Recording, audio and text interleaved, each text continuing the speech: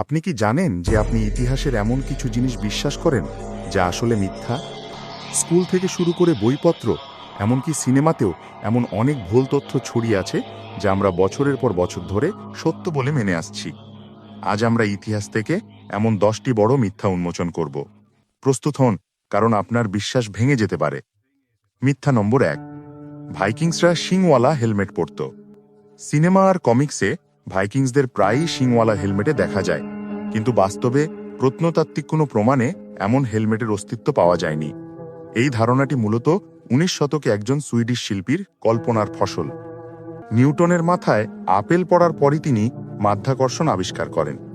Isaac Newton আসলে একটি apple গাছ থেকে আপেল পড়া দেখেছিলেন, কিন্তু মাধ্যাকর্ষণের ধারণাটি তার মাথায় তাৎক্ষণিকভাবে আসেনি।